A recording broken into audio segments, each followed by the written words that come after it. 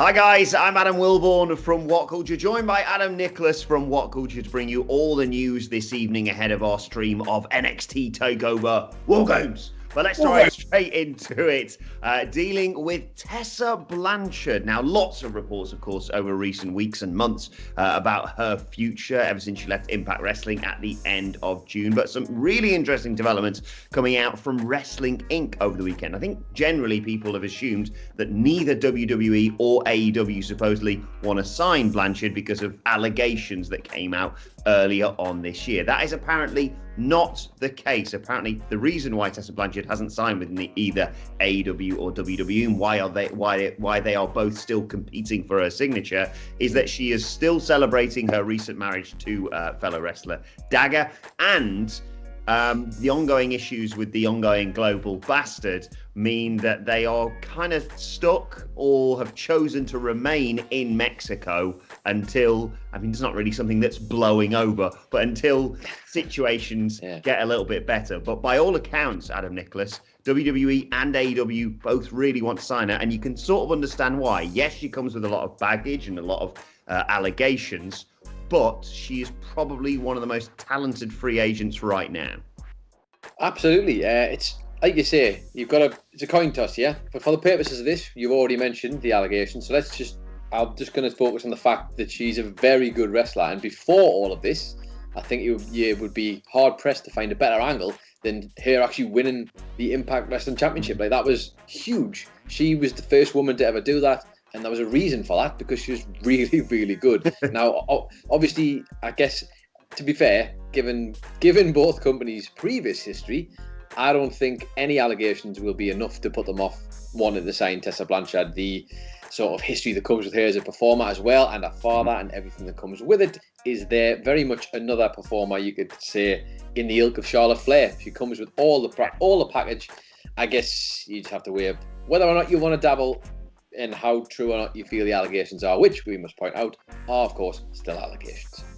Exactly, but fascinating to see what happens here, because you talk about, her relationship with AEW via Tully Blanchard, that's one thing, but then we've seen even recently free agents that are seemingly heading towards AEW just get boatloads of money thrown at them and decide to go to WWE. But we will keep you posted on that. But fascinating to find out that both companies still want to sign her and are still kind of fighting it out. Absolutely. Moving on from Tessa Blanchard, we'll stay with WWE though, and we'll go across to WWE TLC. Now, obviously, we've got the pay-per-view coming up very soon, the maddest pay-per-view of the year. I think we can agree. You and I tend to do streams for these, and it's just a card thrown together with madness because it is the last one of the year, and they want to make sure you remember the company in a reasonably good light. Well, it seems like they've applied that to the match between Drew McIntyre and AJ Styles, because there has been a development with regards to that match, a huge one at that, because the match for the WWE Championship is not only going to be at TLC, but it's also going to be a TLC match as well. This was announced by WWE's website, and it was already probably going to be a really good match. This AJ Styles in championship matches with bigger guys tends to be a really good pairing all round. This is only surely going to add to that. Yeah, absolutely. I think it's probably what most people assume is going to happen. Nice to have it confirmed, a couple of weeks before the pay-per-view. Two great TLC matches already booked in then. So we've got the WWE Championship match, as you mentioned there, Drew and AJ. You've got Kevin Owens and Roman Reigns for the Universal Championship in a TLC match. Also confirmed is Sasha Banks versus Carmella for the SmackDown Women's Championship. We're also getting a tag team title match from what I've gleaned from Wikipedia. I didn't see this reported anywhere, but they seem to be suggesting that, it's going to be Asuka and Lana versus Nia and Shayna for those women's tag team titles. You guess that's going to be made into a tables match, as far as I can tell from Wikipedia. I would imagine that is not the case. And I think we're also going to get Randy Orton versus Bray Wyatt. A really good card to end the year, in my opinion. It's just going to be mad, like you said. I mean, what more can you ask for? That's what you've got the last pay-per-view of the year for. Most of this whole year, let's be honest, has just been, what is this 2 weeks going to be about? What is this 2 weeks going to be about? This is going to be no different. I think this is probably going to be the epitome of that. And I bet you we do actually end up getting up at least one match that might be a contender for match of the year, just because it's that pay-per-view and mad stuff happens at this pay-per-view. And I'm still holding out for a stairs match to be added. But let's move on and talk about, well, partially what is going on tonight. NXT Takeover World Games is going down. We've got the Undisputed Era versus Pat McAfee and his gaggle of bastards, the kings of NXT. And we've got Team Shotzi versus Team Candice. And one part of Team Shotzi is, of course, Rhea Ripley, who had a sensational War Games sort of weekend last year, just beating everyone. And she's been recently appearing on Lillian Garcia's Chasing Glory podcast, one of the best podcasts out there that isn't ours, talking about a main roster call. Loads of speculation about this recently. And Rhea said, I would like to go to Raw or SmackDown, but at the same time, there are so many people in NXT I haven't faced yet. And I feel like there is so much more that I can do. I'd love to wrestle Candice LeRae, especially since her persona has changed. I'd also love to wrestle Indy Hartwell. I would love to wrestle Shotzi as well. I've tagged with her, but haven't wrestled her. She also wants to wrestle Raquel Gonzalez as well. Great sort of hoss match those two had a while back. I'm kind of glad about this. I think Rhea Ripley will probably be on the main roster by the Raw after WrestleMania next year, for example. But I like the fact that in the interim, she's got stuff to do. And spoiler alert, if you haven't listened to our preview podcast of what we think is going to happen tonight, me and Michael Hamflett agree she's turning on Team Shotzi tonight. She's turning heel, and that's the only way she can really have another run at the world title. What do you reckon, Nicholas, about that and about her potentially moving up to the main roster? I would reckon that whether it's Rhea Ripley or any of the other women in the NXT women's division right now, leaving would be the stupidest thing you could possibly do. Because why would you want to go away from the very best division in wrestling? Maybe, quite possibly. It's certainly a contender.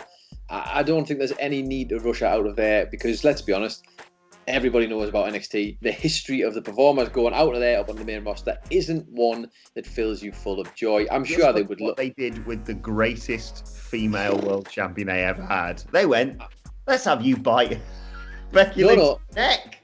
Well, not just that, but look, Asuka's in a tag team with Lana as we speak.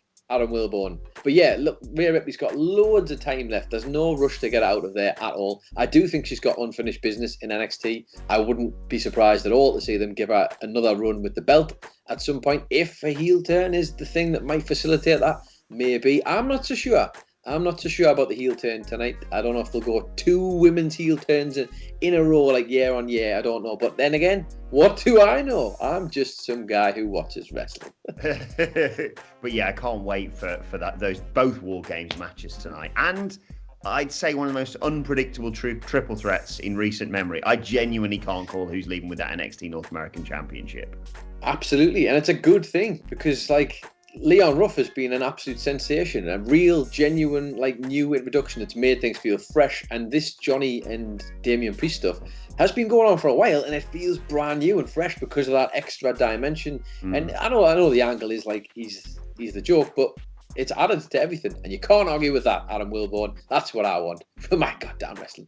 Exactly right.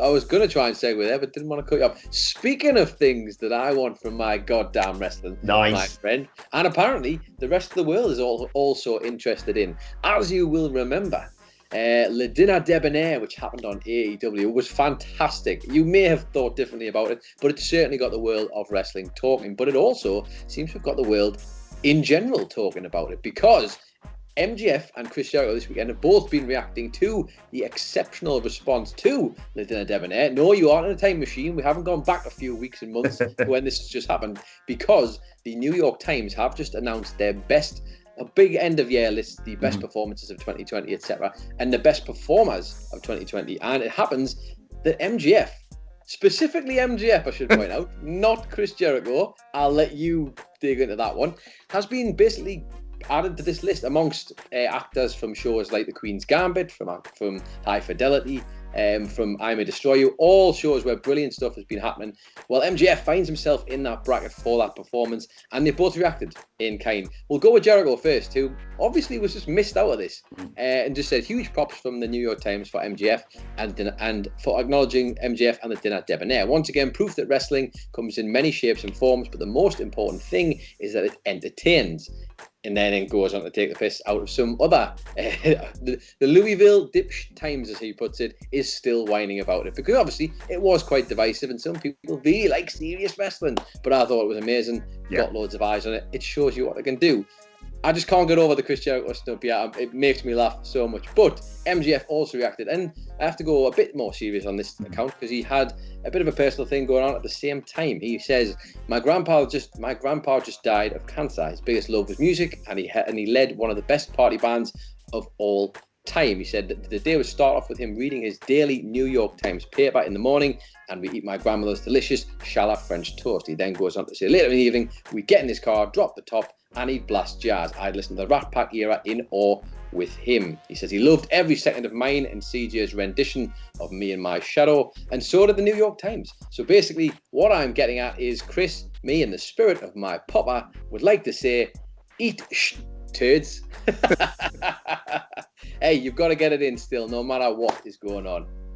Yeah, absolutely. I would expect nothing less from that response from MJF. I think probably got more props than Jericho because he wasn't completely blown up by the end of it, by the looks of it. But, they're two of my best friends, and it's great to see at least one of them get recognised.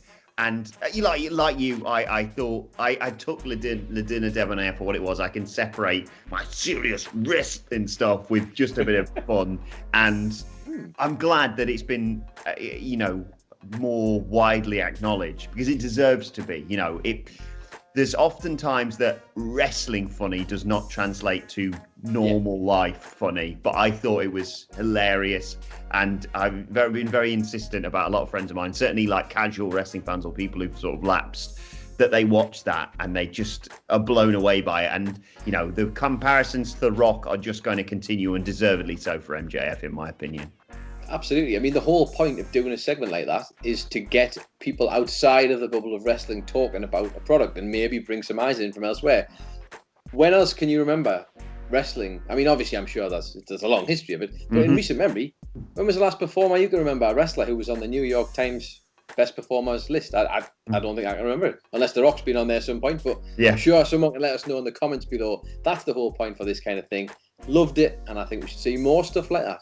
Yes, exactly. Very interesting to see how this plays into the whole inner circle ultimatum thing that's going down on AEW Dynamite next week. Very busy week in the WhatCulture office. We've got Takeover War Games tonight. We've got Raw. We've suddenly started covering Impact Wrestling because, of course, Kenny Omega, AEW World Champion, is going to show up on it. We're going to have got the fallout from NXT and the fallout from it. It's going to be a mad old week, so make sure you stay subscribed for that. Make sure you let us know everything that we've discussed, your thoughts on it in the comments section below. Don't forget to like, share, and subscribe, of course. And you can follow us on Twitter and let us know Twitter questions at WhatCulture WWE. Or actually, follow both of us. You can follow Adam Nicholas at It's Adam Nicholas, and you can follow Adam Wilborn at Adam Wilborn. Follow us all at WhatCulture WWE, as I said, but make sure you join myself, Adam Nicholas, for our NXT Takeover War Games live reactions, live stream thing in a few minutes. And make sure you subscribe to WhatCulture Wrestling wherever you get your podcasts from for daily wrestling podcasts, including myself and Michael Hampler reviewing the show in full in the small hours of Monday morning, probably. But for now, my thanks to Adam Nicholas. Thank you for joining us, and we will see you soon.